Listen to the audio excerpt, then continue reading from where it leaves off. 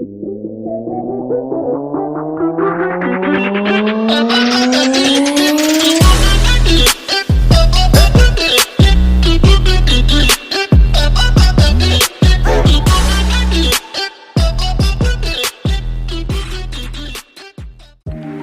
ito na nga guys yung mga na-harvest ko, at pupunasan po natin yan. So bago ang lahat guys, magandang gabi sa inyong lahat ulit, at ganito po yung process ng pag-incubate at paglalagay ng eggs sa incubator, at na malinis, sana malinis.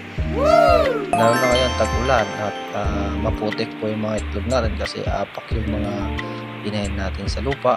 So kailangan po natin punasan yung itlog para hindi po makontaminate lahat ng itlog na ipapasok natin sa incubator guys. So maiging mas malinis, mas mabuti at safe yung mga eggs natin na ma-incubate.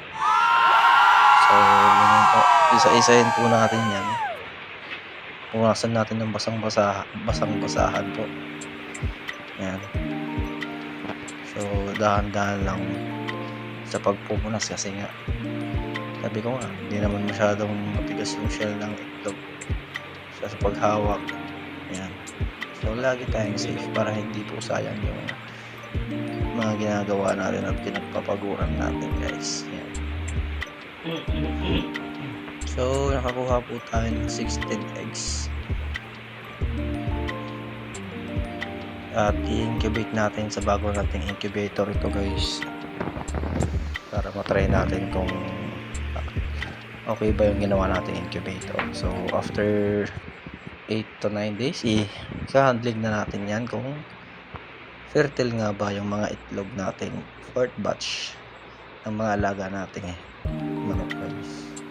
So sa mga bago pa lang sa aming YouTube channel guys, at i-share mo na and i-like and subscribe mo na kami. Yan. So yan po, yung topic po natin is about sa process ng pag-incubate pag maulan at madumi ang itlog. Yan. So sana nakatulong ako guys sa inyo, kahit sa konting idea lang natulungan ko po kayo. Yan. So yung first batch ng eggs na order natin online nga pala is 8 days na lang ay mag-hatch na sila, magpipisaan na guys. So ito susunod na to, magpipisaan na rin to after 19 or 21 days. Ayan.